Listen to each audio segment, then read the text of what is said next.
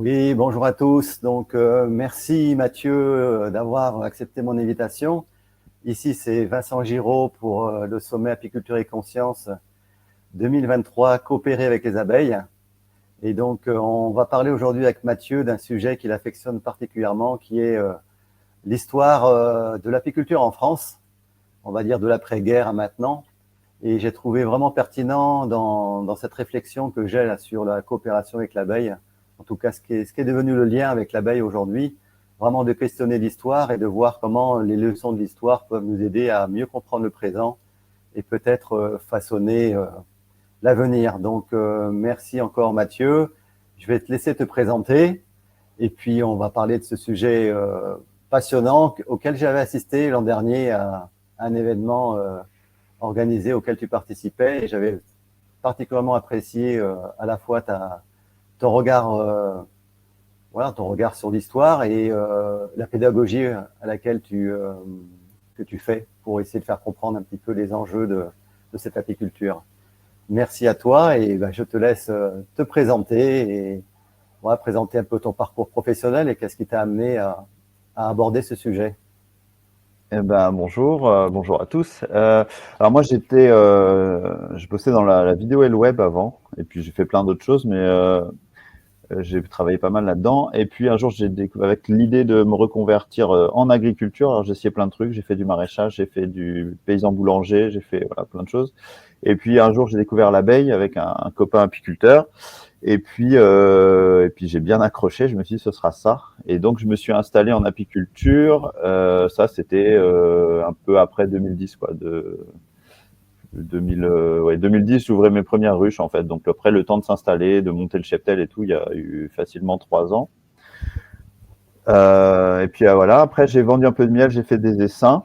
Et j'étais toujours plus réactif, donc j'avais en gros un 3/4 temps dans mon année qui était dédié à l'apiculture, et donc les 3/4 de mes revenus qui venaient de l'apiculture. Et petit à petit, j'ai fait pas mal de tests pour me rapprocher du rythme naturel des abeilles. Donc ça a été retirer la cire gaufrée, ça je l'ai fait assez tôt. Ça a été commencer à moins intervenir, essayer de les déranger moins, enfin voilà, et tous ces processus. Sur le nourrissement aussi, essayer de moins nourrir, plus de stimulation du tout, enfin voilà, travailler en abeille rustique, etc. Donc j'ai fait ce virage-là. Et petit à petit, plus ça allait, plus j'allais vers l'apiculture naturelle. Et puis à un moment où j'étais obligé de me poser la question de produire ou d'avancer plus, parce qu'il y a un moment où il y a une bascule en fait où ça devient plus économiquement viable d'aller vers l'apiculture naturelle. Et donc pendant quelques années, je me suis posé la question en continuant de produire. Et puis un jour, j'ai plus eu envie du tout, et donc je suis passé. Là, j'ai dévaré, je mets plus de cire du tout. Enfin voilà. Mais là, j'ai une vingtaine de ruches, donc j'ai quitté depuis l'an dernier. J'ai vraiment quitté le monde professionnel. Je vends plus du tout de miel ni d'essaim. Je suis plus du tout pro. Et qu'est-ce qui t'a fait basculer là? Tu disais justement que tu as basculé sur un moment donné. Il y a une bascule. Est-ce que tu peux peut-être préciser c'est quoi ces éléments qui t'ont fait basculer plutôt dans un sens ou un autre? C'est quoi les éléments là qui concourent à ça? Il y a un truc qui est quand même obligatoire dans l'apiculture aujourd'hui et qui est lié à plein de choses dont on pourra parler, mais si on n'a pas des changements de reines réguliers et donc un élevage de nouveaux essaims et de nouvelles reines permanents, on a beaucoup de mal à s'en sortir. Économiquement, si on veut un niveau de vie, on va dire à peu près moyen, voilà. C'est très compliqué. Sur des capacités. Ouais, c'est pourquoi c'est très compliqué, parce que le fait de ne pas changer de reine, ça amène des rendements qui sont moindres pour toi? C'est ça. En fait, l'environnement est aujourd'hui quand même très pas super accueillant pour l'abeille. Je veux dire, il y a plein de raisons qu'on connaît, que ce soit des problèmes de ressources, de toxicité des nectars, etc. Enfin, on a plein de problèmes avec ça. Et du coup, on se retrouve avec des abeilles qui sont un peu toujours sur le fil. Et les jeunes reines, elles vont arriver à s'en sortir et on va arriver à leur demander de produire du miel en quantité, parce que ce qu'on leur demande quand même en apiculteur, c'est de surproduire pour que nous, on puisse se servir. Donc, on va réussir à les faire surproduire pour en tirer un profit, quoi. Mais il y a un moment où si on veut aller sur de la reproduction naturelle, c'est-à-dire est-ce qu'on les laisse faire des essaims, Est-ce que, voilà, enfin, aujourd'hui, même en faisant des essaims artificiels et en laissant faire la nature et refaire des reines, pour moi, on peut pas s'en sortir. C'est-à-dire que économiquement, c'est très compliqué parce qu'on est limité par l'état de l'environnement. Et puis bon, on peut parler des parasites aussi comme le varroa. Maintenant, il y a le frelon qui arrive aussi. Enfin, il y a tout un tas de choses qui font que l'abeille, elle est tout le temps elle est tout le temps entre la vie et la mort en fait, en permanence. Et donc, moi, j'étais un peu fatigué de refaire des essaims tous les ans en quantité. Alors au début, ça m'a passionné, mais alors au bout de 10 ans, bah, t'as l'impression que c'est un peu le mythe de Sisyphe, quoi. Tu remontes ta pierre en haut de la montagne et elle retombe de l'autre côté. Et puis bah, la saison recommence, tu remontes ton cheptel, tu redescends. Et puis en plus, si tu veux vendre des essaims pour en vivre, bah, ça t'oblige à être quand même un peu intensif dans ta façon de faire, parce qu'il faut produire quand même pas mal d'essaims pour que tu puisses en garder pour toi, pour reconstituer ton cheptel et en même temps pouvoir en vendre. Donc il y a un moment où moi je me suis retrouvé à me poser la question. Et puis parallèlement, c'est parce que dans ma vie personnelle, enfin je fais pas trop de séparation entre ma vie personnelle et ma vie professionnelle, donc je sais pas si je peux parler comme ça, mais en parallèle à ça, on a développé des associations, une association Pistil sur laquelle on se pose les questions du rapport à l'abeille, et on a commencé à vraiment beaucoup lire sur le sujet, des auteurs comme Morisot, comme Thomas Sillet qui a beaucoup étudié l'abeille à l'état sauvage, enfin comme voilà plein de gens, il y en a plein.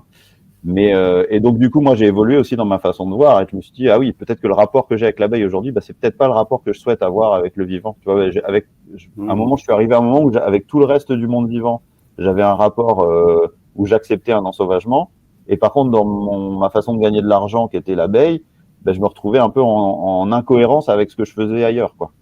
Donc bah il a fallu que je fasse un choix et puis voilà et peut-être aussi que j'avais envie d'autre chose et enfin je sais pas, c'est toujours un mixage de choses, tout ça. Oui, je comprends bien. Et donc, qu'est-ce qui t'a amené finalement à t'intéresser à l'histoire de l'apiculture en France et notamment voilà, sous la bannière que tu déclines, à savoir comment l'abeille en est arrivée là, dans ces questionnements-là, comment les choses ont évolué. Donc, est-ce que tu peux voilà, commencer un peu nous parler de cette histoire de l'apiculture en France après la guerre? Alors moi, je suis d'un naturel super curieux. Donc, je voyais bien que ça se passait pas très bien pour les abeilles. Et donc, j'ai commencé à étudier un peu l'abeille, comment elle se débrouille à l'état sauvage. Et je me suis rendu compte qu'elle était quand même plutôt très efficace pour se reproduire, que c'était un animal très résilient, qui était capable de s'adapter à beaucoup de situations. Et j'ai commencé à me dire, mais comment on est passé d'un animal sauvage qui se débrouille tout seul dans des fois des climats très rudes, avec des problématiques. Enfin, ça fait 1 million d'années qu'elle est sur le continent à peu près dans l'état qu'on la connaît aujourd'hui. Elles ont survécu 1 million d'années, voire alors si on prend en plus les abeilles qui étaient là avant, on peut remonter jusqu'à 100 millions d'années, mais bon, pour l'abeille mellifère telle qu'on la connaît à peu près aujourd'hui en Europe, on va dire que c'est il y a 1 million d'années, pour simplifier. Cet animal-là, il était complètement autonome dans un milieu où il avait des agresseurs, enfin, voilà, et ça tient 1 million d'années, et là, en une centaine d'années, tout s'écroule. Donc, je me suis questionné là-dessus, j'ai dit comment ça se fait que moi, je galère à maintenir un cheptel, alors que c'est un animal qui est censé se débrouiller tout seul et qui est quand même en plus très efficace pour se multiplier. C'est-à-dire que si vous laissez les essaims faire, elles vont produire 2, des fois 3 essaims par an. C'est-à-dire qu'on multiplie par 3 chaque année, normalement, le nombre de colonies d'abeilles, quoi. Bon, après, avec les aléas, forcément, il y a de la mortalité, mais techniquement, ça devrait se reproduire. Il devrait y avoir des abeilles partout, si elles allaient bien. Parce qu'elles se reproduisent énormément.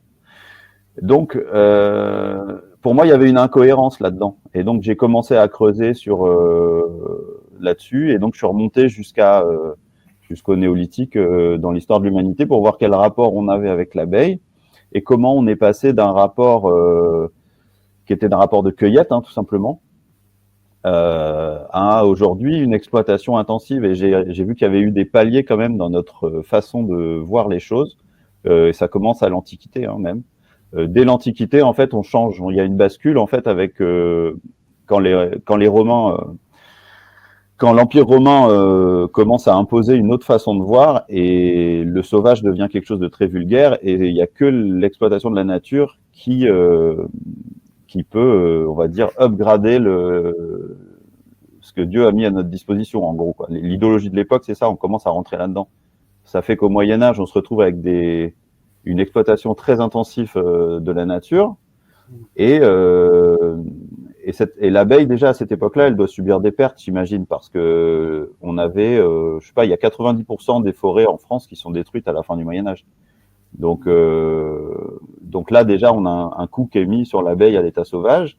Et puis après, on rentre dans le siècle des Lumières où on a encore un autre rapport à la nature, mais c'est pareil, on va quand même beaucoup exploiter la nature et on s'en fait le propriétaire. Vraiment, il y a cette idéologie-là. Et puis après, on arrive à l'industrialisation parce que comme le reste de l'apiculture, on s'est industrialisé, nous, en apiculture. Et avec une très forte industrialisation en 50 ans qui a été vraiment, vraiment très, très forte, très, très rapide parce qu'on avait peut-être un peu de retard par rapport aux autres et on l'a vite rattrapé. Et voilà. Et après, là-dessus, on a les années 80 et 90 qui ont été vraiment clés dans l'exploitation intensive de l'abeille parce qu'on s'est retrouvé face à un mur. On a eu successivement le varroa qui est arrivé dans les années 80 et puis les pesticides néonicotinoïdes qui nous remettent un coup au début des années 90. Et donc là, on a des apiculteurs qui réussissent plus à gérer sans reproduire de manière intensive les essaims puisque ça meurt en fait, tout simplement. Donc c'est là qu'on a une explosion de la filière essaim, même peut-être une création de la filière essaim et rennes qui était, on savait faire avant. Depuis les années 20, on sait reproduire des rennes, mais c'était pas super au point. Et dans les années 50, ça commence à être très très au point. Et puis dans les années 80, on a cette espèce de contrainte de reproduction du cheptel, et on se retrouve à faire des essaims de manière très très intensive, produire du miel de manière intensive aussi. Et aujourd'hui, on récolte, je pense, les conséquences de cette période-là, quoi. Et donc pour toi, merci pour ce descriptif rapide on va dire de l'Antiquité, des Romains jusqu'à maintenant. Et est-ce que tu pourrais nous donner finalement quels sont vraiment les moments clés en fait que tu as identifiés entre l'après-guerre et maintenant dans cette bascule en fait, dans ce lien au vivant qui était vraiment présent avec ce lien à l'abeille. Et puis j'ai en mémoire par exemple le rapport avec les religieux dans leur monastère. Il y avait ce rapport avec l'abeille, avec le besoin de cire pour l'éclairage, avec voilà, le miel qui était la matière sucrée quand le sucre betterave n'existait pas. Est-ce que tu pourrais nous dire un petit peu quels sont les moments clés, en tout cas les moments de bascule en fait dans leur relation au vivant et l'abeille en particulier? Est-ce que tu peux nous parler de ça un petit peu? Eh ben, depuis l'après-guerre, donc les années 50, on avait commencé à industrialiser avant, on réindustrialise aussi pendant, mais en même temps, il y avait quand même une vision de l'abeille comme un animal sauvage encore. C'est-à-dire que il y a pas mal d'apiculteurs qui laissaient faire beaucoup de choses. En fait, voilà, il y en a même qui schématisent en disant on posait les hausses, on venait récolter, on se souciait pas trop de ce qui se passait en dessous. Bon, ça c'est peut-être un peu extrême et c'était peut-être pas le cas pour tout le monde, mais c'est pour dire qu'il y avait une espèce d'idée de laisser faire, que l'abeille elle se débrouillait toute seule et que voilà, on n'avait pas forcément besoin d'intervenir pour reproduire l'abeille. Il y avait des passionnés qui faisaient ça dans leur coin, mais c'était pas encore quelque chose de. Aujourd'hui, l'élevage, moi je suis formateur pour des futurs professionnels. Si je leur apprends pas l'élevage, je sais qu'ils vont pas s'en sortir. C'est terminé, c'est fini. Aujourd'hui, c'est incontournable. On peut plus s'en passer. Alors que si on veut être professionnel, pas si on veut être amateur, mais si on veut être professionnel, c'est un passage obligé. Alors que avant les années, même dans les années 70, il y avait encore des apiculteurs qui étaient, voilà, qui laissaient faire les abeilles. Et on était dans un rapport où il y avait encore cette notion d'abeilles sauvages, d'abeilles qu'on utilisait pour produire du miel, mais qui n'était pas dans une exploitation très intensive comme on peut avoir maintenant, où maintenant il y a un contrôle vraiment de chaque étape. Il y a un suivi qui est très très régulier sur les ruches qu'on n'avait pas avant. Et voilà. Et donc ça veut dire qu'avant on respectait une certaine forme de sélection naturelle qu'on tenait déjà du Moyen Âge, parce qu'en fait il y a quand même, on peut pas vraiment parler de cette période si on parle pas de l'invention de la ruche à cadre. Ah oui. Au Moyen Âge, on avait des ruches fixes, on appelait ça les fixistes, les apiculteurs qui avaient ces ruches. C'était de la ruche en paille, en gros, la plupart du temps. Et cette ruche en paille, elle a ça de particulier qu'elle ne permet pas de prélever des cadres, puisqu'il n'y a pas de cadre. Et donc, quand on prélève, on va soit chercher des rayons de miel, soit carrément détruire toute la colonie. Alors, c'est effectivement assez barbare, mais il faut se remettre aussi dans leur idée des choses. Et à l'époque, au Moyen-Âge, l'abeille, c'est une ressource quasiment, on pourrait dire, infinie, quoi. On mettait des ruches en paille dans la cour. Quelques semaines après, si c'était au printemps, il y avait des essaims qui venaient naturellement se mettre là-dedans parce qu'il y avait des bouts de forêt à droite, à gauche, etc. Alors peut-être ça s'est réduit au fur et à mesure du Moyen-Âge avec les défrichements massifs, mais parce que le Moyen-Âge, c'est 1000 ans, hein, donc c'est assez difficile de dire il s'est passé ça au Moyen-Âge. C'est-à-dire qu'entre le début du Moyen-Âge et la fin du Moyen-Âge, il s'est passé quand même beaucoup de choses. Il y a 1000 ans qui sépare le début et la fin. Mais dans une grande partie du Moyen-Âge, on avait une ressource infinie. L'abeille, c'était une ressource infinie. Et d'ailleurs, il y a des lieux aujourd'hui, comme par hasard, des lieux très forestiers. Par exemple, en Casamance, si vous allez au Sénégal, il y a des endroits, par exemple, où on pose une ruche dans la forêt et 2 semaines après, on est sûr qu'il y a un essaim dedans, quoi. Donc, quand il y a des milieux naturels dans lesquels l'abeille s'épanouit, on n'a aucun problème à avoir des essaims. Alors, c'est pas les essaims qu'on a, s'il n'y a pas la sélection génétique qu'on a, etc. Ça, je l'entends bien. Mais par contre, on a cette ressource-là. Et au Moyen-Âge, c'était comme ça chez nous. Et après, on a quand même quelque chose qui se fait en 1850 avec la modernisation des ruches et avec la création de la ruche à cadre. Où là, on va commencer à être dans quelque chose où l'homme peut intervenir quasiment quotidiennement sur les ruches. C'est-à-dire que la ruche en paille, une fois qu'on a mis l'essaim dedans, on attend qu'il fasse du miel. Si on a de détruire un essaim, ça va pas être un essaim de l'année. On va détruire la vieille ruche qui a fait 3 essaims et qui fait finalement assez peu de miel puisqu'elle a déjà produit 3 essaims. Mais on va quand même prendre sur cette ruche-là parce que c'est la vieille, enfin, non, j'ai fait un switch entre la vieille et la jeune reine. Mais en fait, on va tuer les vieilles reines, en fait, au Moyen-Âge. Il y avait déjà cette connaissance que la nouvelle reine est dans l'essaim et que la nouvelle reine est dans la colonie. Et ça, on le gardait pour l'année d'après. Donc, il y avait déjà une connaissance, malgré ce qu'on pense. On pense que c'est un peu barbare, des fois. C'est-à-dire qu'on met un essaim, on le tue à la fin de la saison. Mais c'était un peu plus compliqué que ça. Il y avait déjà une connaissance de l'abeille. Il y avait aussi des systèmes de calottes qui étaient faits, donc il y a certains apiculteurs avec plus ou moins de succès, hein, c'était pas forcément formidable, mais qui prélevaient le miel en hausse déjà à l'époque. Enfin, il y avait plein de méthodes. Le bien-être de l'abeille, il était déjà quand même. Il y avait des gens qui se souciaient déjà du bien-être de l'abeille à l'époque. Il ne faut pas penser que c'était tous des barbares et que c'était une époque. Voilà. Et puis voilà. Et tu parlais de la religion tout à l'heure, que ce soit au niveau culturel ou au niveau religieux ou de la culture religieuse ou de la culture tout court.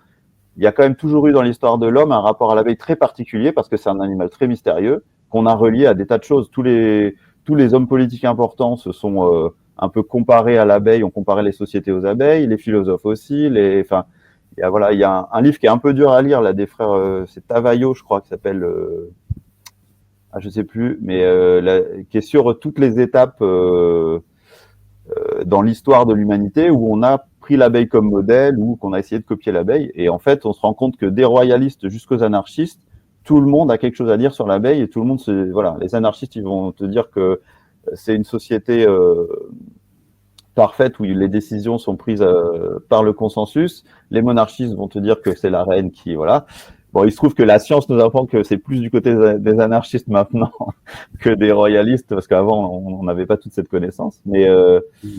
Mais bon, quoi qu'il en soit, tout le monde a quelque chose à... Voilà, Napoléon est très connu pour ses armes avec les abeilles dessus. Enfin, voilà. Oui, il y a un rapport comme ça de mystère et de sacralisation.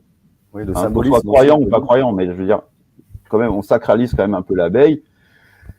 Et voilà, après, même certains apiculteurs amateurs, encore aujourd'hui, on se regarde où ils respectent le mystère qu'il y a là-dedans. Pour moi, il y a quelque chose de sacré, pas forcément au sens religieux du terme, mais il y a quelque chose de sacré dans l'abeille, quelque chose qui nous dépasse, quelque chose qu'on a envie de toucher du bout des doigts, mais qu'on se doit de respecter, quoi.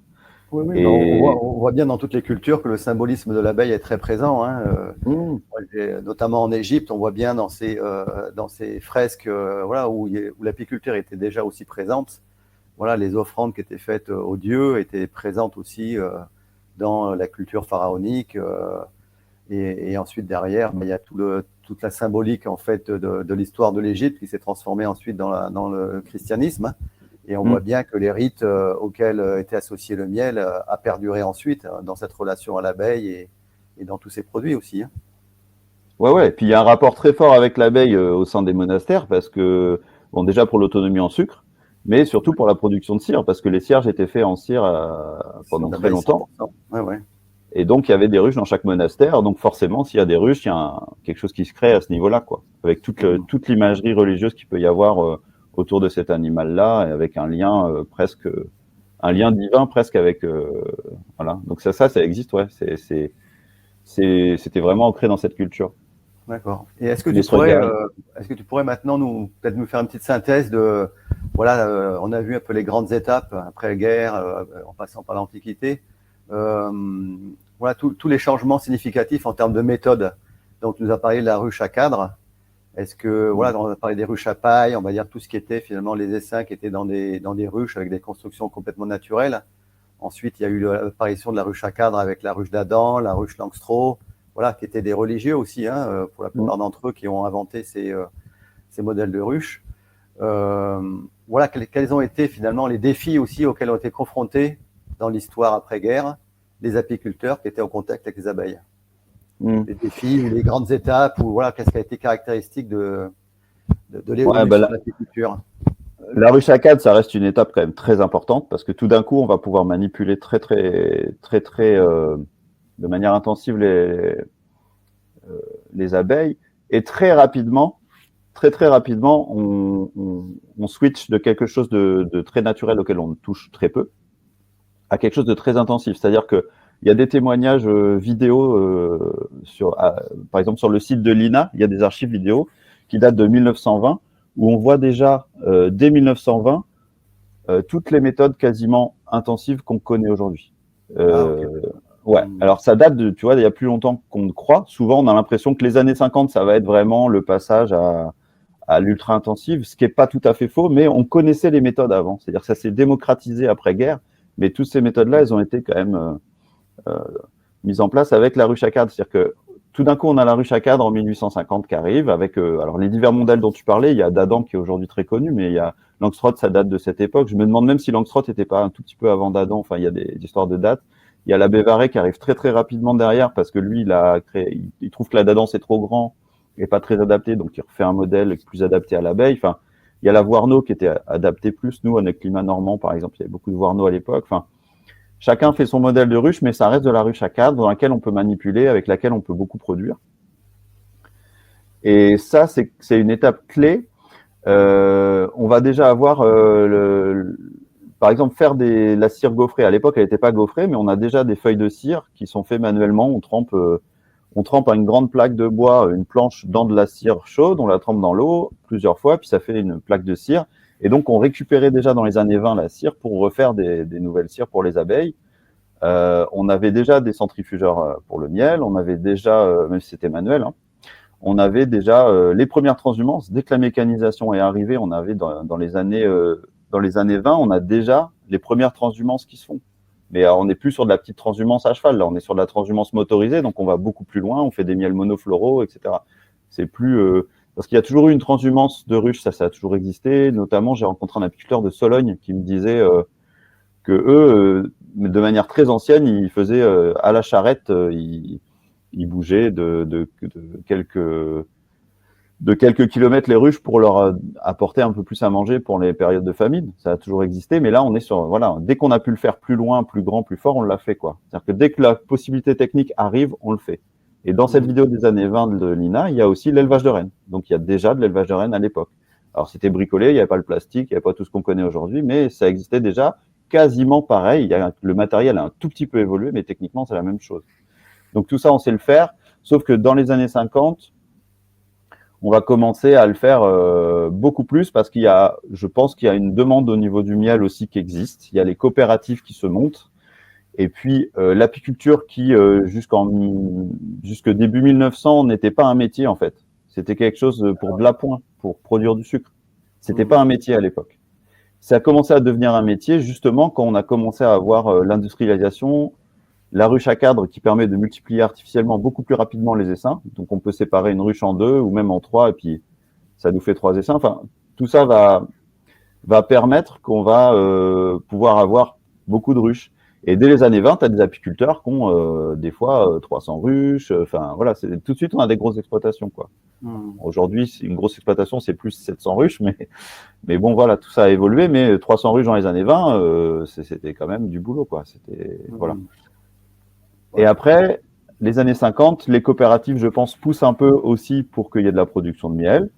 On a les gros qu'on connaît encore aujourd'hui, hein, voilà, les gros acheteurs de miel en fût qui existaient déjà, hein, pour la plupart, enfin pour une grande partie. Et donc ces gens-là, ils sont aussi pour une industrialisation massive parce que ça leur permet de vendre du miel, de l'avoir à bas prix. C'est-à-dire que quelqu'un qui fait des fûts de miel qui fait 24 tonnes par an, il va pouvoir vendre son miel beaucoup moins cher que quelqu'un qui fait du circuit court et qui va vendre ça 20 € le kilo aujourd'hui. Alors, à savoir que le miel était vraiment pas cher, on en produisait beaucoup. Il faut savoir aussi qu'il y a eu un âge d'or, c'est-à-dire que progressivement, il y a les grandes cultures qui se mettent en place après-guerre. Et les années 70, ça a vraiment été un espèce d'âge d'or, hein. Les anciens, faut parler aux apiculteurs qui étaient en activité à cette époque-là. Moi, je sais que les apiculteurs de chez moi qui me parlent de cette époque-là, c'était une époque bénie parce que en fait, ils avaient une abeille qui était quand même encore relativement en bonne santé. Ils faisaient pas d'élevage de reines parce qu'il n'y avait pas besoin. Donc, ils n'avaient pas un travail techniquement difficile, même si physiquement, c'était quand même assez difficile de porter les ruches, porter les hausses, etc. Mais techniquement, c'était pas compliqué. Et ils allaient sur le tournesol, ils revenaient avec des fois 100 kilos sur une ruche. Ils faisaient du tout de fleurs ici, ça marchait très très bien. Enfin voilà, ils avaient plusieurs mielés dans l'année et on se retrouvait avec des miels de grande culture qui étaient un peu le Graal, quoi, la poule aux œufs d'or, quoi. Et voilà, même si c'était beaucoup de travail, bah, il y avait quand même voilà. Et même si le miel, à l'époque, il devait se vendre 5 francs le kilo, quand même, ce qui n'était pas grand chose, hein, ça fait 1 € le kilo, quoi. Et ben, on réussit à en produire suffisamment pour en vivre décemment. Et après, donc cette période-là, c'est un peu un âge d'or. Et puis après, le varroa arrive dans les années 80. Et là, ça met un gros coup d'arrêt parce que on a des cheptels qui s'écroulent, quoi. Et la transhumance a beaucoup aidé à transmettre le varroa à tout le monde, parce que les ruches infectées qui se déplaçaient partout ont infecté toute la France. Je crois qu'il a fallu à peine 2 ans pour que toute la France soit infestée de varroa, quoi. Donc ça a été un gros coup dur. On a commencé à mettre de la chimie dans les ruches à cette époque-là, chose qu'on ne faisait pas avant. Donc entre la chimie dans les champs et la chimie dans les ruches, ça a été quand même une grosse problématique, je pense, pour la suite. Et aujourd'hui, je pense que ça nous pose des gros problèmes. Voilà. Mais donc le varroa a été le premier gros problème. Et puis bah, on a cette fameuse période des néonicotinoïdes où dans les années 90, on a les premiers champs traités. Et si on regarde la corrélation, en fait, les mortalités massives des ruchers de l'époque, c'était sur les premiers traitements. C'était Gaucho, je crois, le premier à l'époque, mais il y en a eu d'autres après. Et on se retrouve avec des ruchers qui s'écroulent complètement. Et on fait très vite le lien avec le tournesol, parce que c'est mutilé par les abeilles massivement, et voilà. Et donc ça, voilà. Et depuis, on est toujours là-dedans, même s'il y a des produits quand même parfois moins problématiques, on va dire, sur parce qu'on avait de la mortalité directe à l'époque. C'est-à-dire qu'à la fin de la mielée de tournesol, c'était fini, paf, il y avait tout le monde par terre. Aujourd'hui, c'est un peu plus vicieux parce que c'est plus chronique, c'est plus des problèmes chroniques et de synergie avec les maladies aussi. Enfin voilà. Mais voilà. Et donc ces deux coups durs, coup sur coup, à 10 ans d'écart à peu près, font que les apiculteurs qui produisent du miel, il y en a certains qui s'en sortent plus, et ils vont commencer à produire de l'essaim pour leurs collègues, à produire des rennes pour leurs collègues. Mais ça va être, on a des exploitations aujourd'hui qui sortent 11 000 rennes et 5 000 essaims par an en France. Donc c'est des chiffres comme ça qui sont quand même énormes, quoi. Alors, il y a des salariés, il y a plein de monde, c'est pas, quelqu'un fait pas ça tout seul, mais c'est énorme, c'est des chiffres énormes, quoi.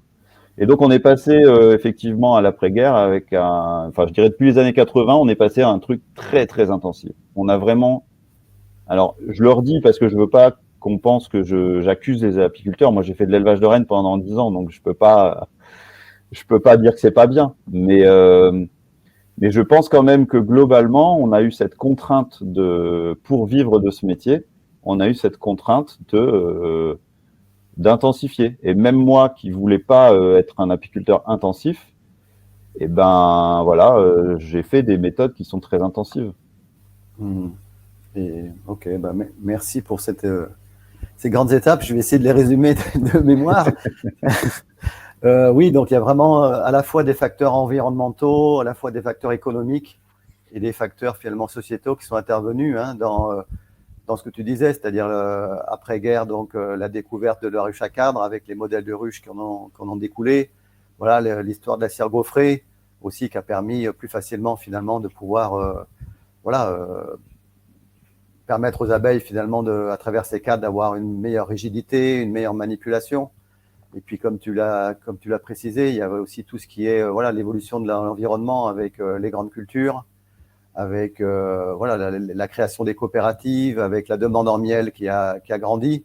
Et donc, du coup, dans cette continuité, en fait, c'est intensifié en fait la pratique de l'apiculture et de tous les moyens techniques qui ont été découverts déjà très tôt, mais qui se sont spécialisés avec notamment peut-être l'arrivée du plastique, l'arrivée de la transhumance, etc., etc., quoi.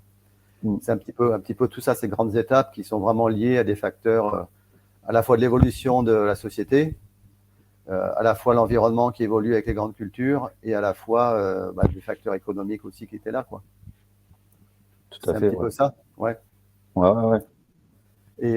Et donc, et comment est-ce que par rapport à comment c'est traduit en fait dans le public et dans la société en fait cette évolution de l'apiculture après-guerre? Comment a été perçue cette intensification? Et selon toi, c'est quoi le bascule entre le respect qu'il y avait sur l'abeille et le vivant, et à un moment donné, cette intensification pour des raisons économiques? Et j'ai l'impression, en ayant préparé cet événement, qu'il y a vraiment une bascule entre ceux qui veulent vivre économiquement des produits proposés par l'abeille et ceux qui ont une approche beaucoup plus naturaliste. Et on se rend compte que c'est comme s'il y avait un clivage qui s'effectuait entre les personnes qui voudraient en vivre et notre époque impose quelque part un certain nombre de choses, en termes de nourrissement, en termes de, tu parlais de varroa aussi, qui était un moment clé dans la pratique apicole. Qu'est-ce qui se passe au niveau des prises de conscience, en fait, au niveau de ce rapport au vivant et à l'abeille, selon toi? Je pense qu'il y a deux points clés, mais que tu as plus ou moins soulevé déjà, qui sont la contrainte économique. Et je pense que c'est pas lié uniquement à l'apiculture, mais cette contrainte économique, aujourd'hui, on a des niveaux de vie qui sont quand même très élevés. On a un accès à du matériel, on a un accès à beaucoup de choses auxquelles on n'avait pas accès il y a ne serait-ce que 50 ans, mais même si on va 100 ans en arrière, ce qui est rien à l'échelle de l'homme, quoi. Enfin, je veux dire, c'est 100 ans, c'est rien, c'est une génération et demie, quoi. Enfin, ouais, une vie et demie, quoi. Enfin, cette notion du temps aussi, parce qu'on a l'impression qu'on a toujours eu tout ce qu'on a là. On est en train de se parler en visio, mes gamins, ils ont l'impression que ça, c'est quelque chose qui existe depuis la nuit des temps. On a des moyens techniques considérables, tout ça, c'est quelque chose qui est, je pense, nouveau, et on a ça dans les mains, et à vrai dire, on ne sait pas trop le gérer, quoi.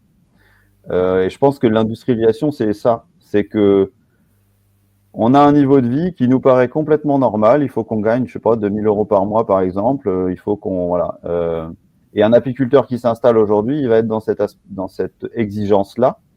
On peut pas vraiment lui reprocher parce qu'en fait, tout le monde est dans cette exigence-là.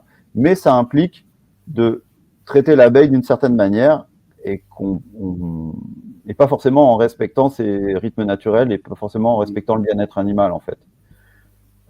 Mais dans tous les systèmes d'élevage, c'est ça. Aujourd'hui, quand tu fais du poulet industriel, je suis désolé, mais quand ta poule elle a une feuille A4 pour bouger, bah c'est pas le bien-être animal, il est où, quoi? Enfin, c'est quelque chose. En fait, les problématiques que nous on a, parce qu'on a souvent l'impression que l'abeille c'est un peu un monde à part, un peu les apiculteurs ils sont en lien avec la nature, ils respectent la nature, etc. Ben, en fait, faut pas oublier qu'on fait de l'élevage, quoi. Et dans l'élevage, il y a cette contrainte économique qui nous pousse à mettre de côté le bien-être animal. Et pour les apiculteurs, c'est pareil que pour n'importe quels agriculteurs. Et pour toi, le bien-être animal, comment il se traduit dans la relation à l'abeille et au vivant? C'est un petit peu ça. C'est-à-dire que c'était un petit peu aussi quelle leçon tu as tirée puisque tu étais dans ce modèle, on va dire, économique avant de faire cette bascule. Donc, quelles sont les leçons les plus importantes que tu as apprises, justement, et ce que tu mets en évidence, c'est le rythme naturel, en fait, le cycle de vie naturel de l'abeille, en tout cas dans la saison, et ce décalage qu'il peut y avoir entre voilà, les besoins de l'homme et de pouvoir vivre d'apiculture. Et on voit bien qu'il y a un décalage. Et donc, toi, par rapport à ton parcours, quels ont été vraiment les éléments que tu as pris en considération pour basculer d'une apiculture avec une forme que tu connaissais économique, avec finalement une autre approche économique, peut-être en intégrant l'abeille dans un autre regard, en fait. Il y a eu plein d'étapes, mais la destruction des cellules royales, par exemple, ça c'est un truc qui me coûtait tous les ans. Quand tu passes détruire les cellules pour pas qu'elles essaiment. Donc j'ai arrêté assez rapidement de le faire parce que ça me saoulait et que là vraiment tu es dans un rapport où tu sens que tes abeilles elles ont pas envie que tu viennes. Parce que en fait, comme tu es obligé de le faire très régulièrement, moi j'habite en Normandie, donc il y a des jours tu vas y aller, il fait pas beau, mais tu es obligé d'y aller parce que tu es dans cette dynamique-là. Et donc tu te fais accueillir, quoi. C'est pas très agréable. Et tu sens dans des interventions comme ça, tu sens que tu vas contre elles. Tu le sens vraiment. C'est-à-dire, là tu vas contre elles. Quand tu arrives et que tu te fais défoncer, tu te fais piquer partout, tu sais bien que t'es pas le bienvenu. C'est-à-dire, tu peux te voiler la face en disant il y a de l'orage, il y a ceci, il y a cela. Non, en fait, tu interviens. C'est toi qui viens les embêter et elles veulent pas te voir, quoi.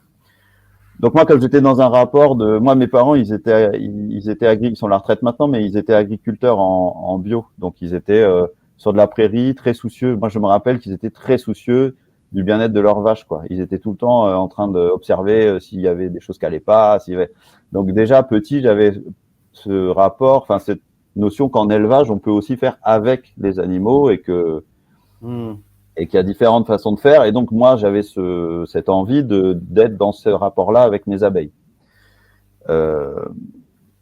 Et petit à petit, je me suis rendu compte que voilà, sur des interventions comme ça, on n'est pas avec elles, on est contre elles. Clairement, il y a plein de moments dans la vie d'un apiculteur où tu vas contre les abeilles. Et donc ça me déplaisait beaucoup. Et donc, tu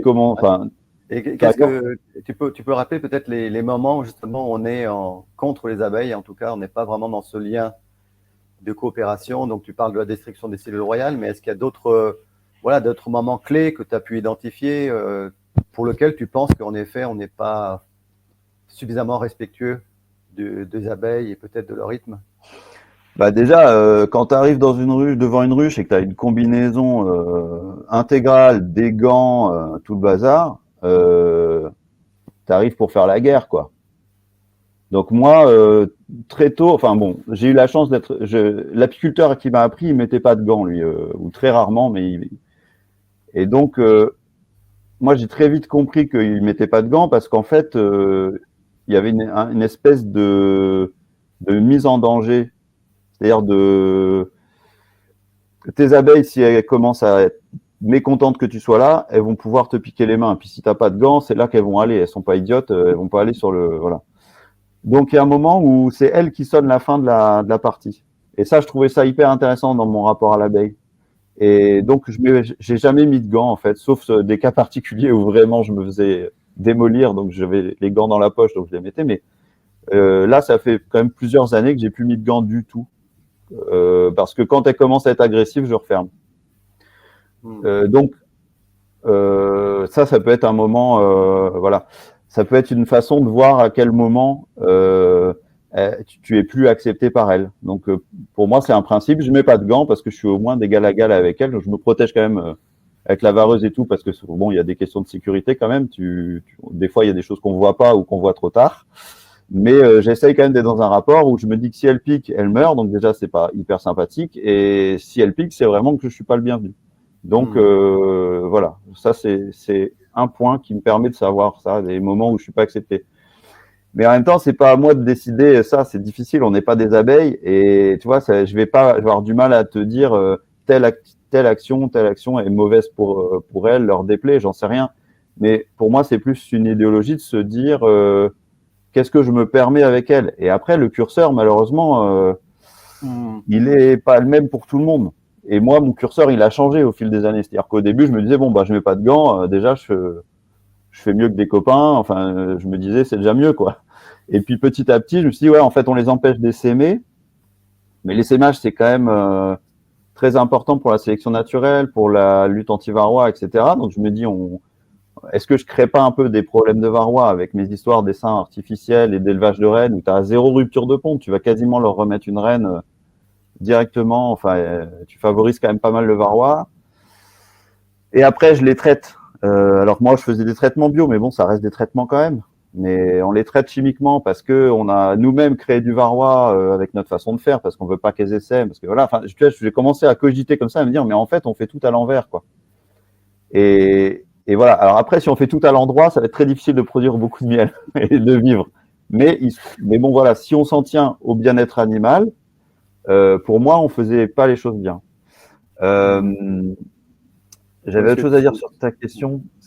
Zut, je sais plus. Oui, sur les moments où on n'est pas en respect avec l'abeille, selon toi. Ah oui. Alors, oui. Ouais, et donc, ce que tu disais, c'est vraiment par rapport au curseur, c'est vraiment presque notre attitude, en fait. C'est pas nous qui pouvons décider si telle action ou telle action, finalement, est irrévérencieuse. C'est plutôt l'abeille qui nous donne, finalement, l'information. Si dans son contact avec elle, on est en harmonie ou en désharmonie. Et tout ça, c'est quelque chose plutôt lié à l'écoute. En tout cas, comment être vraiment en présence de la colonie et de chacune des colonies qui peuvent réagir différemment. C'est ça, c'est beaucoup d'observations, et il faut sentir les choses. Sentir les choses et s'adapter peut-être ou être suffisamment à l'écoute pour dire bah là c'est possible avec telle colonie, là c'est pas possible. C'est un petit peu dans ce rapport-là que tu es maintenant. Ah ouais, complètement. Mais de toute façon, maintenant, je les ouvre tellement peu, les ruches, que voilà, j'ai pas trop de soucis. Et j'ai très peu de soucis de piqûres. Et même quand parce que en fait, je suis amené à revisiter beaucoup de dadans aussi, parce que comme je fais des formations, voilà, je vais dans des endroits où il y a des dadans. Moi, j'ai encore quelques dadans si j'accueille pour des formations, etc. Mais j'ai plus vraiment de soucis de piqûres. J'arrive à gérer mes enfumages, mais enfin, j'essaye d'être vraiment très attentif. Après, je suis pas un cas exceptionnel. Il y a plein de gens qui sont très attentifs à leurs abeilles et qui arrivent à faire ça. Et même chez les intensifs, mais ils ont peut-être pas les mêmes abeilles non plus. Moi, je suis en abeille noire, je vais pas sélectionner sur la douceur plus que ça. Enfin, voilà. Mais je pense que ouais, c'est un point clé. Et après, il y a un deuxième. Pardon, excuse-moi de te couper, mais c'est intéressant parce que quand tu parles de douceur et d'agressivité des colonies, moi, je me rappelle dans les livres anciens, on voit beaucoup quand même de photos ou de gravures où on voit absolument pas de protection de la part des personnes qui manipulent les abeilles, souvent. Hein. Et c'était des abeilles qui étaient, voilà, en tout cas, il y a une imagerie, on va dire, dans laquelle on voit que le contact avec l'abeille ne nécessite pas de protection particulière. Ouais, je pense qu'ils étaient moins soucieux de la piqûre déjà à l'époque, mais effectivement, je pense qu'ils avaient aussi des méthodes. Ils en fumaient déjà, on en fume depuis très longtemps, mais ça c'est quelque chose qui est vraiment réel. Si je dois aller au rucher, si je dois choisir entre ma combinaison et mon enfumoir, je vais choisir l'enfumoir parce que ça les calme. Mais gérer l'enfumoir, ça demande aussi d'être très attentif. C'est-à-dire, on n'a pas juste à foutre un gros coup de fumée et puis après, pendant une demi-heure, on peut ouvrir. Il y a vraiment une gestion et une observation. Si tu réenfumes pas des endroits clés à des moments clés, quand elles commencent à ressortir, etc., ça te demande quand même une gestion. Qu'aujourd'hui, il y a beaucoup d'apiculteurs qui me disent, amateurs qui débutent, qui me disent mes abeilles, elles sont agressives. Voilà, donc ils ont regardé des vidéos YouTube où les mecs ils y vont sans protection parce que c'est de l'abeille Buckfast qui est sélectionnée sur la douceur, ils en fument quasiment pas. Et voilà, et après quand on se retrouve avec des vraies abeilles chez soi et qu'on en fume comme à la télé, bah non, ça marche pas. Et en fait, les abeilles elles sont pas agressives, c'est juste on n'est pas assez patient, on n'est pas assez observateur, on prend pas le temps de savoir gérer un enfumage. Aujourd'hui, on regarde 3 vidéos sur YouTube et on croit qu'on est apiculteur et tout doit être rapide, quoi. Tout doit être. On veut savoir tout faire en 2 jours. On veut voilà. Et c'est super long d'apprendre à connaître les abeilles, d'apprendre à voilà. Moi, je pense que je les connais pas encore et ça fait quand même. J'ai quand même ouvert pas mal de ruches, quoi. Et que ce soit chez moi ou chez des collègues qui en ont beaucoup plus. Et je pense faut savoir rester quand même très humble et un peu en retrait et voilà. C'est aussi une forme de respect. Il y a on peut pas tout savoir, tout faire très vite, quoi. Il faut prendre le temps. Mais il y a un autre point clé aussi, c'est que aujourd'hui, quand tu as des ruches et que et que tu vas les mener d'une certaine manière, aujourd'hui, il n'y a pas de séparation entre le monde sauvage, les abeilles qui vivent à l'état sauvage, et les abeilles qu'on a dans nos ruches. C'est-à-dire que tout ce qu'on va faire dans nos ruches, ça va influencer les abeilles à l'état sauvage. Et si on favorise des génétiques qui ne sont pas sélectionnées naturellement pour lutter contre varroa, eh ben on va favoriser varroa même dans les ruches sauvages, dans les colonies sauvages, parce qu'il y a un mixage génétique, puisque les fécondations, elles se font pour tout le monde pareil à l'extérieur, quoi. Alors, sauf si on parle d'insémination artificielle, mais ça reste quand même assez marginal. C'est très peu de personnes, très peu d'abeilles. Et donc, il faut être conscient que ce qu'on fait aujourd'hui, nous, ça influence le monde sauvage aussi. C'est-à-dire que non seulement le monde sauvage, on va le détruire de diverses manières, parce qu'on fait du béton partout, parce qu'on coupe des haies, parce qu'on a des grands parcellaires de monoculture, parce que voilà, on peut mettre tout ça sur le tapis. Mais nous, apiculteurs, au sein de nos ruches, on va influencer le monde sauvage, et les abeilles qu'on sélectionne sur nos critères à nous, qui sont de la production de miel, de la douceur et compagnie, et ben ça va se répercuter à l'extérieur. Et toutes les analyses génétiques qu'on fait d'abeilles à l'état sauvage montrent qu'il n'y a pas de génétique, très peu de génétique des élevages autour qui survit. C'est-à-dire qu'il y a des mixages, mais celles qui survivent, c'est pas les nôtres. Donc, c'est-à-dire que nos abeilles d'élevage aujourd'hui, la science est capable de nous dire aujourd'hui que nos abeilles d'élevage, elles sont pas capables de vivre dehors. Oui, c'est ça. C'est toute la question du réensauvagement dont certains prônent l'importance. Mais voilà, quel type d'abeille ou quel type de génétique va permettre de pouvoir s'adapter à un environnement sylvestre comme il existait autrefois. C'est ça. Alors, ça demande un double travail sur notre rapport à l'environnement. C'est-à-dire que, bon, moi, je suis plutôt partisan de réensauvager beaucoup de... moi, je dis un tiers du territoire, ce serait bien. Ce qui implique beaucoup de changements en termes d'alimentation, ce qui implique beaucoup de changements quand même dans notre façon de vivre, d'habiter, voilà. Mais bon, moi, je suis plutôt partisan de ça. Et après, ça redonne une place au monde sauvage, que ce soit pour les abeilles, mais pour plein d'autres animaux aussi, et végétaux d'ailleurs. Mais je pense qu'on a réellement besoin de ça, que ce soit pour des problématiques de gestion climatique, que ce soit pour des problématiques de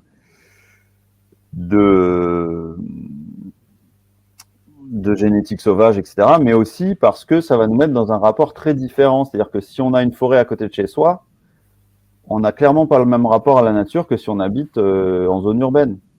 On a des appréhensions que, moi je vois mes enfants, ils ont toujours été dans les rivières, les machins. Nous, on a une mare à la maison, ils se baignent dans la mare parce que voilà, il y a des grenouilles, il y a les larves de libellules, il y a les insectes, il y a tout. Il n'y a aucun problème en fait, parce que ils ont l'habitude. Et c'est juste une question d'environnement, c'est juste une question de où on habite, quoi. Et ce rapport au vivant, on peut pas l'avoir s'il n'y a pas de vivant autour de nous, tout simplement. Donc je pense que ce rapport-là, qui va être bénéfique et pour l'abeille et pour plein d'autres problématiques, je pense qu'il se cultive très tôt dans l'imaginaire des enfants et dans l'imaginaire des futurs, des adultes aussi, puisque moi j'ai gardé cet imaginaire-là. La première fois que j'ai vu une grenouille dans la mare que j'ai rénovée, j'étais comme un gosse. Je me disais putain, enfin on a des grenouilles. Et là j'attends le jour où je vais voir des tritons parce que j'ai envie d'en voir. Enfin, il y a cet émerveillement face au monde vivant qui est quand même perdu pour 50% des gens parce qu'ils vivent en zone urbaine. Et soit ils sont dans un espèce d'imaginaire de c'est mieux ailleurs, soit ils sont dans un rejet total, mais il y a un rapport qui est quand même assez biaisé, c'est pas du réel, quoi. C'est pas quelque chose qu'on peut palper, qu'on peut toucher. Et je trouve que ce rapport-là, on peut le rénover. Et par l'apiculture naturelle, je pense qu'on peut rénover ce rapport-là, quoi. Oui, donc du coup, tu me lances la perche là pour la transition suivante. C'est justement donc à travers toutes les leçons que tu as apprises, donc de cette apiculture, on va dire que tu as pratiqué, de ces prises de conscience vis-à-vis de tout ce dont on vient de parler. Voilà, tu transmets maintenant en tant que formateur ce que tu appelles l'apiculture naturelle. Et donc, est-ce que tu pourrais nous parler un petit peu de comment tu conçois cette apiculture naturelle Et tu disais aussi tout à l'heure que tu formais aussi des apiculteurs professionnels. Donc, ça m'intéresse aussi de voir comment tu concilies finalement cette approche peut-être plus respectueuse finalement du rythme de l'abeille dans cette apiculture naturelle. Et en même temps, dans tes formations, tu t'adresses aussi à un public qui veut avoir aussi une dimension économique. Et comment tu arrives à concilier en fait ces deux approches? Donc, est-ce que tu peux dans un premier temps nous parler de l'apiculture naturelle, de ses caractéristiques, voilà, puis en comparaison peut-être de l'apiculture conventionnelle, en tout cas dans sa globalité. Et puis ensuite, comment tu concilies ces deux approches dans tes formations? Alors c'est une question très intéressante parce que ça a été un peu un. Je me suis questionné beaucoup sur est-ce que je forme des gens qui vont devoir être professionnels après ou pas. Mais bon, je vais aller dans ton ordre et je vais prendre l'apiculture naturelle d'abord. Pour moi, l'apiculture naturelle, est-ce que je l'ai ici? Ouais, je l'ai ici.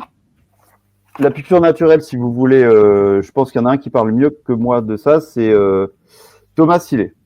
Thomas Sillet, il a écrit ce bouquin-là. Je fais de la pub, hein, je gagne rien dessus, mais c'est vraiment un super bouquin. Et notamment, à la fin de ce livre, il va lister les 20 points ou les 21 points, je sais plus, les 21 points qui différencient l'apiculture humaine, quoi, l'apiculture, tout simplement, qui différencie l'apiculture que nous, on pratique en tant qu'être humain avec l'abeille à l'état naturel. Et pour moi, l'apiculture naturelle, c'est prendre ces 20 points listés et essayer de les éliminer de notre apiculture. Et du coup, on se rapproche de l'état naturel des colonies, tout simplement. Donc, si je peux prendre la liste dans le bouquin, mais je ne vais pas tout dire, mais par exemple, les déplacements. Voilà, les points essentiels peut-être qui te paraissent vraiment les points flagrants peut-être de l'apiculture, parce qu'on voit bien qu'après, il y a des adaptations à envisager en fonction de l'environnement, de nos contraintes. C'est ça. Et peut-être ce qui te paraît vraiment essentiel, c'est quoi, par exemple, dans ce que dit Thomas Sillet? Ce qui me paraît important, c'est la sédentarité des colonies. C'est-à-dire une colonie, naturellement, elle reste au même endroit. Voilà, elle bouge. Ce qui me paraît hyper important, c'est de se poser la question du varroa. C'est-à-dire, si on traite varroa tout le temps, il n'y a aucune sélection naturelle qui peut se faire et on sélectionne les varrois les plus méchants puisque les plus faibles meurent.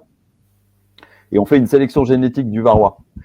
Et en même temps, si on ne fait pas de sélection sur les abeilles qui savent le mieux se défendre du varroa, eh ben, on sélectionne les abeilles de manière complètement aveugle, c'est-à-dire qu'on va garder les abeilles qui ne savent pas s'en défendre, et par contre, on va favoriser les varrois qui savent le mieux nuire à l'abeille. Donc, en fait, on se retrouve dans un schéma où, petit à petit, l'abeille, elle ne va pas s'en sortir, quoi. Ou alors, on met de plus en plus de traitements, etc., mais ce n'est pas non plus quelque chose qui est très enviable, à mon avis, ni pour les professionnels, ni pour personne. Donc, du coup, ça veut dire, de manière très technique, ça veut dire est-ce que je peux compter mes varrois? Je compte mes varrois avant de traiter. Si ma ruche, elle n'a pas de varrois, ou très peu de varrois, bah, peut-être que je peux noter dessus qu'elle avait à telle date pas de varrois, et puis bah, je ne vais pas la traiter. C'est-à-dire faire des traitements varrois qui soient réfléchis. Est-ce que je fais des traitements varrois très forts? Est-ce que je fais des traitements varrois bio qui vont être moins forts et qui vont obliger l'abeille aussi à s'en défendre, quoi.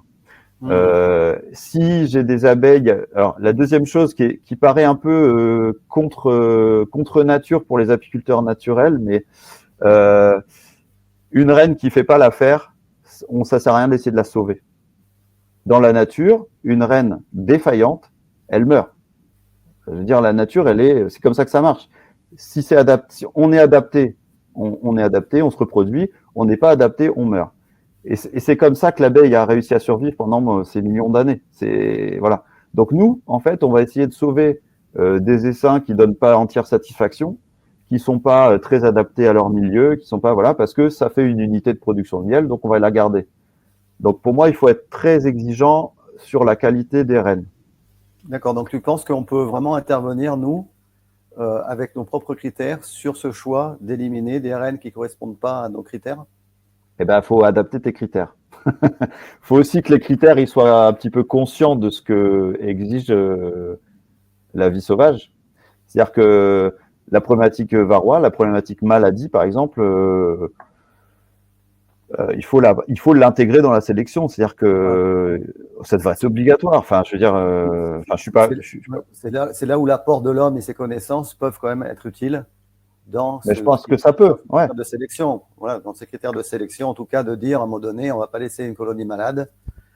Ouais, c'est ça. Voilà, par exemple. On va pas lui donner du sirop, on va pas lui donner. On va pas faire en sorte finalement de la maintenir en vie alors que naturellement, elle serait destinée à mourir tout simplement. C'est ça. Moi, ça, je pense que je pense que des fois, on fait beaucoup de mal en gardant des génétiques qui sont totalement inadaptées. D'accord. Et sinon, dans les autres critères de Thomas Sillet, donc tu nous parles de cette. Donc, il y avait le varroa, il y avait le nourrissement. C'est-à-dire le nourrissement, ouais, qui est quand même un point Voilà. vraiment clé et important dans l'apiculture actuelle. C'est ça, et qui est très lié, à mon avis, à la rusticité des reines. C'est-à-dire si vous êtes en abeille noire, pour dire les mots, si vous êtes en abeille noire, vous êtes censé avoir une abeille quand même qui a un rythme adapté à votre localité, et une abeille noire de chez vous. Parce que si vous prenez, moi je suis en Normandie, il y a 2 miellets clés printemps-été. Si je vais chercher une abeille dans les Landes, elle va commencer à attendre la bruyère en fin de saison, mais chez moi, il n'y a pas de bruyère. Donc en fait, elle va pondre elle va pondre en fin d'été, au mois d'août pour préparer la bruyère, et elle va se retrouver avec une forte population qui va bouffer tout l'hiver, et chez nous, il n'y a pas de bruyère. Donc elle va se retrouver à crever de faim. Donc tout simplement en allant, sans aller chercher en Grèce, sans aller chercher, rien qu'en allant chercher proche de chez nous, on peut faire des bêtises, quoi. Ouais, ce que tu disais, c'était par rapport à la sédentarité. C'est-à-dire que la sédentarité, ce qu'elle amène aussi, c'est qu'elle a une capacité d'adaptation en fait à son environnement. Et quelque part, c'est prendre en compte finalement l'épigénétique, qui a beaucoup d'importance maintenant, en tout cas, qui influence beaucoup, notamment le génome, c'est-à-dire comment ça se passe dans l'environnement. Et je pense que la sédentarité, ce qu'elle peut amener, c'est une capacité d'adaptation supplémentaire de l'abeille dans son environnement, avec les autres critères qui en découlent, sur ce qu'on vient de dire, sur varroa, sur les pathologies. Et sinon, est-ce qu'il y a d'autres points peut-être que tu pourrais énoncer de Thomas Sillet dans qu'est-ce qu'il raconte encore? C'est le nourrissement, oui. L'autonomie alimentaire, ça c'est un point important. Tout à fait, et qui vient d'une abeille adaptée. Donc ça c'est un peu le paquet ça va ensemble. Et puis il y a un point effectivement aussi très important, c'est les perturbations de la colonie et les échanges de cadres et la densité. En fait, je mets les trois ensemble parce qu'en fait, c'est notre apiculture conventionnelle, on va dire. On a des ruchers très denses avec 15, 20, des fois 30 ou 50 ruches sur le même endroit. Donc, il se passe des pathologies, il y a de la dérive à fond, enfin bref, tout qui va bien. Et on a aussi des problématiques de passage de pathogènes entre les colonies si on échange des cadres. Il y a une espèce de tradition chez certains producteurs de miel qui est le rééquilibrage des colonies en début de saison. C'est-à-dire que tu as une colonie qui a 4 cadres de couvain, tu en as une qui en a 6, celle qui en a 6, elle va en filer une à l'autre. Comme ça, donc ça met un bazar monstre dans les colonies. Et puis, si on peut revenir aussi sur la sélection, c'est-à-dire que celle qui avait 4 cadres, ça se trouve, elle n'aurait pas fait une belle saison. Tu vois, elle n'est pas capable de se débrouiller toute seule. Alors que celle qui en a 6, elle est capable. Si tu fais un peu de sélection sur tes reines, c'est un peu idiot de rééquilibrer tout le monde parce que tu n'as plus aucune visibilité sur qui est bon, qui est mauvais. Donc je trouve que c'est... En quelque sorte, ça masque en fait entre guillemets, on va dire, ça masque le fonctionnement naturel d'une colonie. Exactement. Et ce qui est derrière ça, finalement, c'est nos objectifs de rentabilité, en tout cas de pouvoir rationaliser notre travail. Ouais, en fait, on homogénéise un cheptel voilà, c'est du vivant, donc il n'y aura jamais d'homogénéité naturelle. C'est-à-dire qu'il y a des individus, ils sont tous différents, comme n'importe quel mammifère comme nous, par exemple. Mais je veux dire, voilà, c'est très artificiel. Et puis il y a les perturbations qu'on fait, c'est-à-dire que enlever le couvain de mâle ou les forcer à pas faire de couvain de mâle. Les perturbations, en fait, il faut 48 heures à une colonie. Quand on a ouvert une ruche, il faut 48 heures, voire plus à une colonie pour qu'elle retrouve son hygrométrie et sa chaleur normale. Enfin, c'est vraiment le bazar, quoi. Toutes les phéromones qui fonctionnent mal, etc. Enfin, on n'a pas forcément conscience de ça parce qu'on le fait tout le temps et de manière évidente parce que c'est ce qu'il faut faire pour produire du miel. Mais en fait, c'est quand même un sacré bazar, tout ce qu'on fait. C'est pas forcément, voilà. Et puis, il y a l'essaimage. Là, l'essaimage, c'est une grosse problématique, mais là, j'ai pas encore trouvé la réponse. Pour l'instant, je fais de l'essaim artificiel en laissant faire les remérages, en me disant que c'est ce que j'ai trouvé de plus naturel, mais en fait, c'est encore très éloigné de l'essaimage naturel. Après, je laisse essaimer certaines colonies, et puis ça me fait une reine neuve pour l'année d'après, c'est pas très grave, mais parce que j'ai plus d'objectifs économiques aujourd'hui, donc je peux me permettre de faire ça, c'est pas très grave. Mais dans mes varaies, là, j'ai laissé essaimer, elles se sont débrouillées, quoi. D'accord. Et ça donc, implique tout ça de prélever très peu de miel. et oui, et donc ouais, est-ce que tu peux résumer pour ceux qui nous écoutent voilà, les caractéristiques de ce que tu appelles l'apiculture naturelle? Et ensuite, on abordera, voilà, qu'est-ce que tu transmets, toi, dans tes formations au public auquel tu t'adresses. Donc, déjà, les caractéristiques essentielles de ce que, voilà, parce que ce qui m'intéresse aussi, toi, dans cet événement, c'est vraiment de découvrir aussi les points peut-être communs de toute cette démarche, en fait, de respect de l'abeille et de ce désir de coopérer avec elle, de voir à travers, justement, les uns et les autres, les points communs, les points où on se retrouve, en fait, dans nos pratiques dites respectueuses de l'abeille. Je dirais, on ouvre les ruches le moins possible, voire pourquoi pas du tout si on veut pas faire de miel, ça c'est possible aussi. On évite au maximum les traitements. On peut faire du non-traitement, mais on s'expose à des mortalités, mais voilà, c'est une possibilité. Si on fait des traitements varrois, on le fait en faisant des comptages. Pour pas faire des traitements, voilà. Des fois, je dis à mes stagiaires, moi, si j'ai pas la grippe, je prends pas d'antibiotiques. On prend pas de médicaments si on n'est pas malade. J'ai pas l'intention de donner des médicaments à mes ruches si elles sont pas malades. Donc, je fais d'abord des comptages varrois avant de traiter. Qu'est-ce que ça va être? Ça va être limiter le nourrissement au strict nécessaire. C'est-à-dire s'il y a danger de mort de la colonie, si la saison elle est un peu particulière, on peut donner un pain de candy, voilà. Mais jamais de sirop. Je mets jamais de sirop parce que ça stimule les colonies, que ce soit du sirop lourd ou léger, c'est pareil. Ça stimule les colonies et ça dérègle leur façon de vivre. Donc je mets du candy vraiment en cas de famine. S'il n'y a plus rien dans la ruche et que que la colonie en a besoin. C'est déjà pas mal, je trouve. Ce serait un peu mes points clés. Et tout ce qui est lié à l'élevage et la notion d'essaimage, comment tu abordes ça dans l'apiculture naturelle? J'élève plus du tout, moi. Tu n'élèves plus du tout, mais est-ce que tu fais par exemple des divisions à partir de, quand tu vois qu'il y a une volonté d'essaimage, est-ce que tu interviens à ce moment-là, par exemple, pour diviser? C'est des choses que tu peux faire, par exemple? Ouais, je me laisse la possibilité de le faire. En fait, sur mes varaies, je laisse essaimer. Je laisse faire naturellement. Et je récupère pas toujours les essaims, parce que si je suis pas là, tant pis. Ouais. Mais sur mes dadans, je refais de la division. Mais je laisse remérer naturellement. C'est-à-dire que je prends 3 cadres, dans l'ordre. C'est-à-dire que je prends plus un à droite, un à gauche. C'est-à-dire que je prends une partie de la colonie avec les abeilles dedans, et j'essaye de foutre le bazar le moins possible, quoi. Mais voilà. Parce qu'il y a aussi les méthodes, tu vois, où tu vas piocher un cadre à gauche, un cadre à droite, tu prends les abeilles dans une 4e ruche, etc. Ça, pour moi, ça, je l'ai jamais fait, ça, parce que pour moi, tu mets un bazar monstrueux et voilà. Et tu parlais, c'est juste une question pour un peu l'aspect un peu sanitaire. Tu disais justement d'ouvrir le moins possible. Il y a quand même, si tu veux, en tout cas, quand on est dans l'apprentissage de l'apiculture, quand même, c'est important aussi quand même de tenir compte de l'état sanitaire des colonies, parce que on sait bien qu'on est en interaction avec tous les ruchers environnants. Tout à fait. Donc, ne pas prendre soin d'une colonie parce que sur le plan sanitaire, elle est défectueuse, c'est aussi finalement impacter tout le monde. Donc, certes, moins les déranger, c'est important sur un certain point de vue, mais sur le plan sanitaire, c'est quand même intéressant quand même et important de pouvoir se rendre compte si nos colonies, elle est bien ou pas. Donc, au moins, dans ce qu'on appelle la visite de printemps, en tout cas au redémarrage, de s'assurer si tout est bien en place ou pas. Parce que c'est important.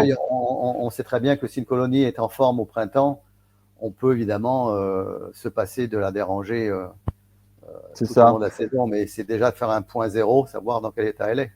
Ouais, c'est important.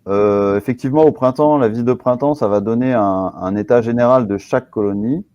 Et après, elle a un rythme qui est en lien avec les mielés, etc. Si une colonie ne respecte pas ce rythme-là, c'est-à-dire que si au printemps toutes les colonies ramènent du nectar, sont en expansion, etc., et que tu en as une qui avance pas, il faut la visiter parce qu'elle a un problème. Et si elle a un problème, ça peut effectivement être un problème sanitaire. Alors si elle a essaimé, elle a essaimé, c'est pas grave. Mais si elle n'a pas essaimé, elle a de manière quasi systématique un problème sanitaire. Et si c'est de la loque, pour moi, c'est destruction. Si c'est de la mycose, ça dépend du contexte, mais c'est une reine qui est pas hyper adaptée. Enfin, il y a plein de raisons qui peuvent faire ça. Ça peut aussi être une défaillance de la reine. Elles vont avoir un couvain très mosaïque, dégueulasse. Ça, on garde pas, en fait. C'est pas possible. Ça va mourir. De toute façon, ça va mourir. Je veux dire, il faut pas. Ce que tu disais, c'est qu'il y a des critères pour intervenir en tant qu'humain sur la colonie, voire justement à supprimer les reines ou à détruire les colonies. C'est vraiment se poser la question, si elle était naturelle, est-ce qu'elle survivrait ou pas? C'est ça. C'est ça ton critère? C'est un peu mon critère. Et puis, il y a effectivement cette responsabilité dont tu parlais qui existe, qui est que quand j'ai des ruches, je peux passer des saloperies à mes voisins, et c'est pas forcément une bonne chose. Et puis quand on peut aussi différencier certaines choses. C'est-à-dire, si quelqu'un met un tronc creux au fond de son jardin, qui est un essaim qui vient naturellement, pour moi, il n'a pas tellement de responsabilité par rapport à sa ruche. S'il fait pas de miel avec et qu'il a juste mis un tronc creux pour accueillir un essaim sauvage, l'essaim, il se débrouille, quoi. Par contre, à partir du moment où c'est des ruches, où tu comptes tirer un peu de miel dessus, pour moi, tu as quand même la responsabilité de regarder comment ça se passe et de pas et de faire l'effort de pas refiler de saloperies à tout le monde, quoi. Ça demande une connaissance théorique des maladies, donc j'essaye de communiquer là-dessus, et c'est des ressources qui sont complètement accessibles, parce que je veux que les gens savent ce qu'ils font, quoi. Mais effectivement, c'est important, c'est super important. Ouais. D'accord. Donc là, j'aimerais, on arrive bientôt à la fin de cette entrevue, et déjà, c'est passionnant de pouvoir partager tout ça avec toi. Et c'est justement dans la transmission que tu fais avec ton public. Je te posais tout à l'heure la question, évidemment, entre cette vision de l'apiculture naturelle et dont on a vu un petit peu les points essentiels. Intervenir le moins souvent possible, laisser faire l'essaimage, le nourrissement éventuellement au candy, mais c'est l'abeille qui régule finalement ses besoins plutôt que de la stimuler et de forcer un peu les choses. Donc, comment toi tu conçois ton rôle de formateur vis-à-vis d'un public qui peut être très différent, qui peut avoir des objectifs très différents, et dans la transmission, en tout cas moi j'ai cette même préoccupation. Alors je ne suis pas en Normandie, je suis dans le sud de la France, dans les Cévennes, mais j'ai cette même préoccupation en fonction de comment promouvoir une apiculture naturelle quand on s'adresse à un public dont les objectifs ne sont pas forcément ceux que tu défends maintenant, après avoir eu ce parcours professionnel. Donc comment tu t'y retrouves, toi? C'est une très très bonne question. Pour tout dire, j'ai hésité à complètement arrêter ça. J'ai hésité quand je me suis dit je passe 100% apiculture naturelle chez moi sur mes ruches, je me suis dit qu'est-ce que je fais? Est-ce que j'arrête complètement la formation des futurs pros, parce que finalement c'est peut-être pas à moi de faire ça. Et puis voilà. Et puis en discutant avec des copains, ils me disent mais si toi tu le fais pas, comment ça va être fait? Et donc, effectivement, dans les écoles d'apiculture souvent, et dans les ruchers écoles souvent, on t'apprend pas à connaître l'abeille, on t'apprend à produire du miel. C'est-à-dire, il y a des moments clés, on met du sirop au printemps, les reines, on les change tous les 2 ans, on achète les reines, on les met dans les ruches, et on est dans un truc qui est très intensif, mais qui permet de faire beaucoup de miel, avec assez peu de questionnements sur le bien-être animal, justement, et sur les problématiques génétiques, etc. Donc moi, j'essaye d'être objectif, en fait. Je me suis dit, je continue, mais je vais essayer de transmettre ce que moi j'ai envie de transmettre. Donc, parce que je pense que moi, mon curseur aujourd'hui, il est assez radical, et je pense que on n'a pas besoin d'être aussi radical pour améliorer la vie de l'abeille, quoi. Et ça, et j'estime aussi que mon point de vue à moi, il n'est pas forcément universel, et je n'ai pas envie de l'imposer à tout le monde. Donc, en fait, j'essaie d'être objectif dans ce que je leur propose. Je leur dis, voilà, demain, si vous voulez faire 6 mielés dans l'année, du tournesol, de l'acacia, du tilleul, tout ce qui, vous allez être obligé d'avoir une abeille qui est adaptée à ça. Et donc, vous allez prendre une abeille hybride et vous allez faire des transhumances, etc. Je ne peux pas vous empêcher de le faire, mais ça a des conséquences sur les collègues qui sont en abeilles rustiques. Voilà, ça, par exemple, je peux leur dire ça. Si votre but, c'est de faire une exploitation qui soit dans le respect de l'abeille, eh ben, à l'état naturel, ça se passe comme ci, comme ça, et vous, avec vos objectifs économiques, vous allez pouvoir faire certaines choses, mais d'autres pas. Et il va falloir un peu revenir, parce que il faut savoir quand même qu'au début, moi j'ai commencé à faire des formations en 2017 pour les CFPPA, donc j'ai un peu de recul. Au début, on avait certaines personnes qui arrivaient aussi en mode je veux faire du très intensif. Et de plus en plus, j'ai beaucoup de gens et qui s'installent après, qui se posent beaucoup de questions sur comment ils vont traiter leurs abeilles, qu'est-ce qu'ils veulent faire, voilà. Et qui vont, par exemple, mettre des ateliers de transformation en place, qui vont produire moins de miel, mais faire de la transformation après derrière pour valoriser les produits et pour se permettre d'être plus soft dans leur manière de gérer leur cheptel, quoi. Donc, je pense que je réussis quand même à transmettre des choses et peut-être à proposer un modèle, un entre-deux à certains apiculteurs qui veulent en vivre, mais qui veulent pas être dans l'intensif, quoi. Et donc, j'essaye de mixer avec ça. Mais je fais aussi avec les projets des gens, c'est-à-dire qu'il y a des gens qui ont des projets très intensifs, je peux pas leur mentir et leur dire tu vas y arriver avec une abeille locale, en tuant pas tes reines, etc. Je veux dire, je peux pas leur mentir. Donc voilà, mon travail c'est de m'adapter aussi à chaque personne, quoi. Et donc j'essaye de le faire en donnant quand même mon opinion sur le fait qu'aujourd'hui on a quand même une apiculture très intensive. Et voilà. Donc j'essaie. Pour l'instant ça marche pas trop mal. Les stagiaires sont contents. Mais voilà. Et après ils vont aussi dans des exploitations très intensives. Et ça j'y tiens pour voir comment c'est, quoi. Parce qu'ils peuvent pas s'installer sans voir ça. Donc oui, je partage vraiment ce point de vue-là. C'est pour avoir fait de la formation et avoir fait un CFPPA aussi dans le cadre de mon apprentissage. Bon, ça date de 99, hein, ma formation BPRE en apiculture. Mais c'est vrai qu'on prône souvent, avant de s'installer en apiculture pro, hein, de vraiment aller voir différentes exploitations, etc. Et moi, j'insistais vraiment auprès des personnes que j'accompagnais d'aller vraiment aller voir différents modèles d'apiculture pour que chacun puisse voir qu'est-ce qui lui convient et qu'est-ce qui lui convient pas dans ce qu'il peut vivre. Et je pense que ce que tu traduis par tes propos, c'est vraiment dans les formations de montrer en fait la palette des différentes formes d'apiculture avec toi ta couleur pour permettre aux gens finalement de choisir telle ou telle chose, mais en connaissance de cause, en conscience quelque part de quels sont les enjeux de faire telle ou telle chose. Et toi, tu es là pour apporter finalement ta couleur propre, qui est celle de ton expérience et de ta bascule entre un monde professionnel conventionnel, on va dire, et une apiculture plus naturelle, plutôt dans l'état d'esprit des critères de Thomas Sillet.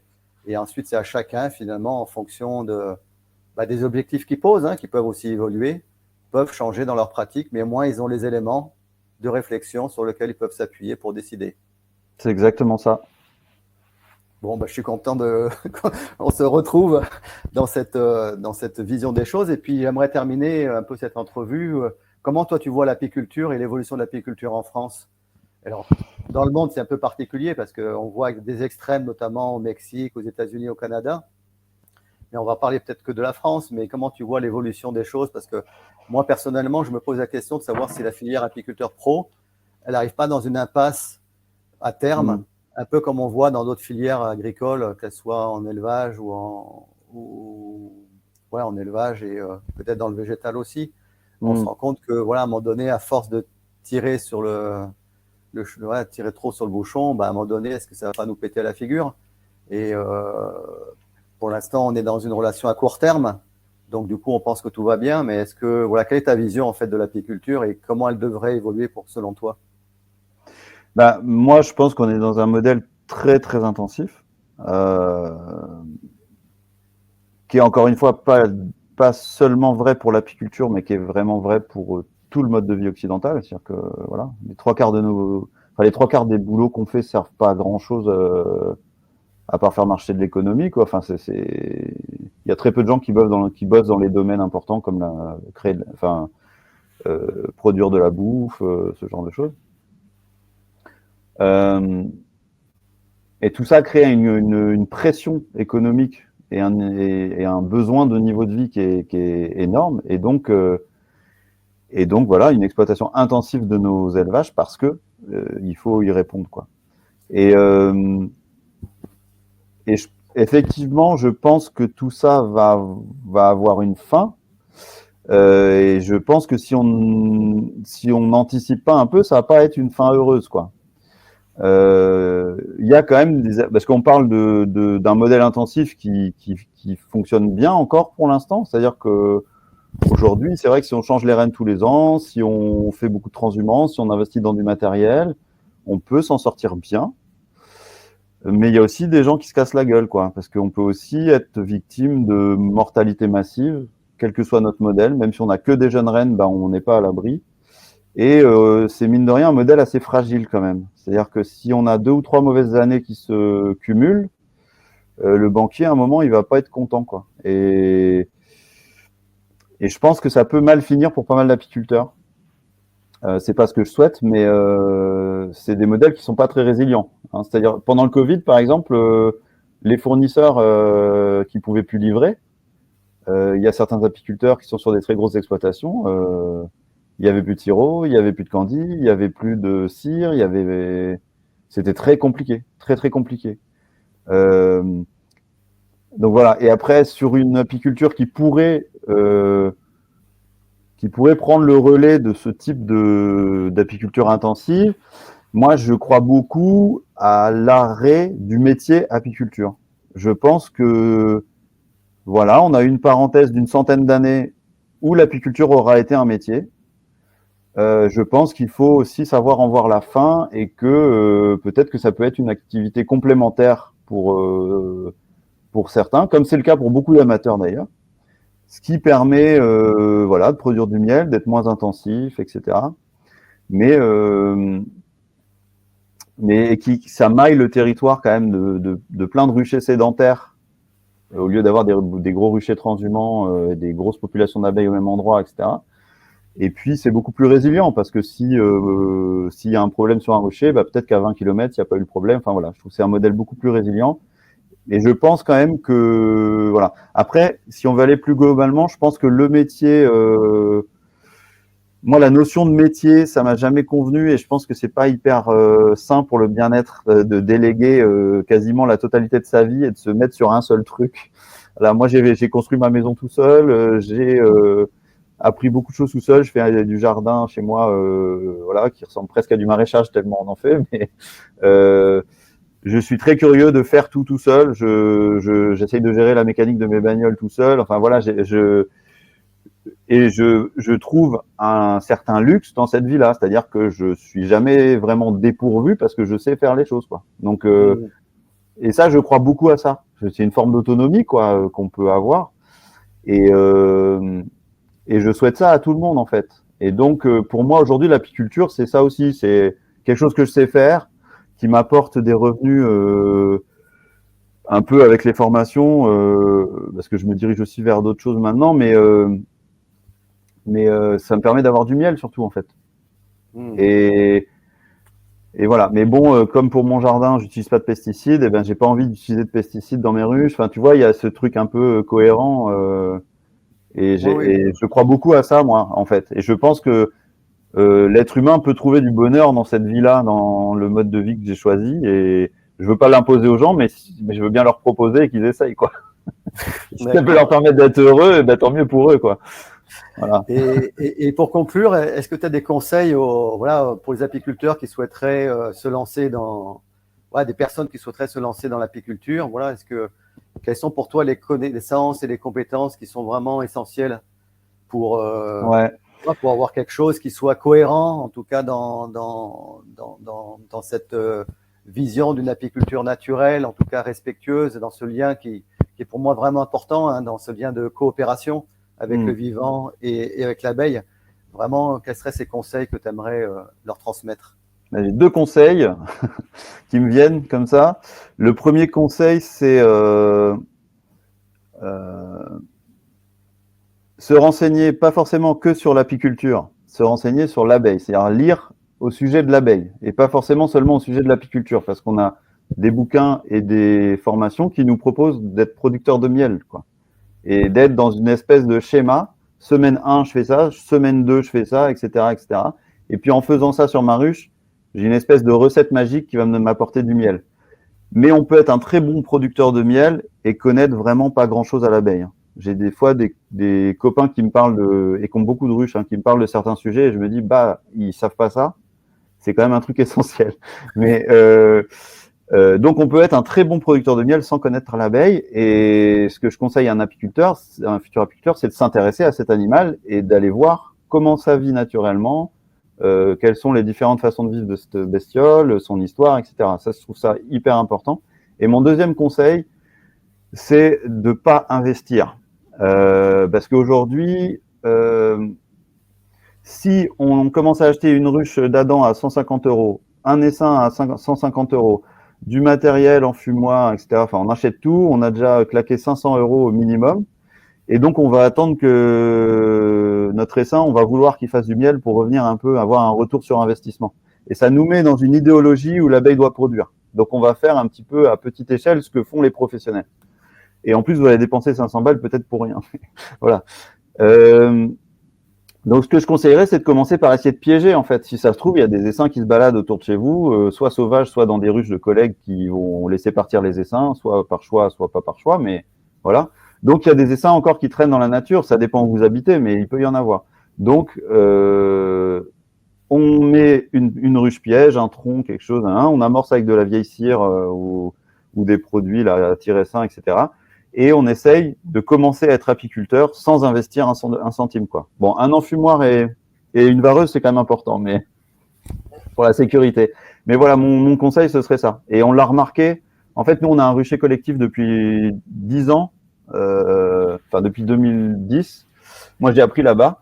Et on a remarqué qu'il y a plein de profils d'apiculteurs, quoi. Mais qu'on a quand même remarqué que des gens qui investissent, ils ont envie d'avoir un retour sur investissement. Et à contrario, le projet de l'association Pistil, qui a été de repeupler faire repeupler par les habitants d'un village un mur à abeilles, eux, ils ont investi 0 €. C'est-à-dire que nos interventions, elles étaient gratuites. Ils ont semé le seigle, ils ont fait pousser le seigle, ils ont battu le seigle à l'ancienne, donc juste avec une faux. Ils ont créé leur ruche à la main et ils ont piégé des essaims sauvages. Voilà. Et aujourd'hui, il y a une trentaine d'essaims qui sont sortis du mur cette année. Donc, le projet, en 3 ans, il a fonctionné et il y a 0 € de mis là-dedans. Il y a des subventions qu'on payait les interventions de notre salarié pour aller coacher un peu ça. Mais tous les gens qui ont participé à ça, aujourd'hui, ils savent faire de l'apiculture pour 0 € et ils ont des essaims, ils ont du miel. Et ça, je trouve ça hyper intéressant et hyper encourageant. Et de se dire, on peut aujourd'hui encore faire de l'apiculture sans investir 500 €, 1000 €, etc. Donc, lancez-vous. Très bien. Bon, bah merci.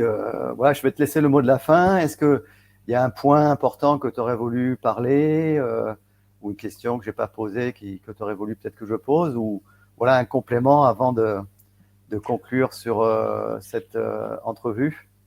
Je sais pas trop, peut-être on peut ouvrir, peut-être on peut se dire que l'abeille, elle subit globalement quand même un manque de surface sauvage. Et ce manque de surface sauvage, il est quand même beaucoup lié à notre façon de vivre. Au fait qu'on fasse beaucoup de zones de vente, d'activité, etc. Donc on achète beaucoup de choses, on consomme beaucoup de choses, alors qu'il y a un marché de l'occasion qui a jamais été aussi grand. On peut tout acheter d'occasion aujourd'hui. Donc arrêtez de faire marcher les usines pour rien. Arrêtez de peut-être aussi dans notre consommation, par exemple de viande. La viande, c'est quelque chose qui prend beaucoup de surface. Donc peut-être on peut réduire ça aussi. Si on veut réensauvager des endroits, il va falloir retrouver des surfaces. Donc il va falloir réfléchir à comment on consomme. Voilà. Consommer local parce que les importations, ça nous a apporté beaucoup de choses comme le frelon, comme Athena tumida qui est un petit coléoptère. Enfin, je pense que c'est important, si on aime l'abeille, peut-être on peut se poser la question de comment notre mode de vie, à nous, global, quotidien, tous les jours, il influence l'environnement de l'abeille de manière très très forte et très conséquente. Et voilà, j'avais envie d'ouvrir peut-être là-dessus. Réfléchir à ce qu'on fait au quotidien dans nos modes de consommation, dans notre façon de vivre. Voilà. Ok, bon, bah, un grand merci. Je vois que le temps est passé sans s'en rendre compte. Donc, un grand merci à toi, Mathieu, pour tous ces partages et pour ta contribution à cet événement qui nous réunit tous. Là, on est à peu près une trentaine d'intervenants là, qui interviennent sur ce sommet. Voilà, merci pour ta contribution, voilà, pour être dans ce lien au vivant et dans ce lien à l'abeille, en tout cas d'y mettre plus de conscience individuelle et collective. Je te remercie beaucoup et je te dis à très bientôt et bonne continuité à toi et à tes proches. Au revoir. Merci beaucoup, Vincent.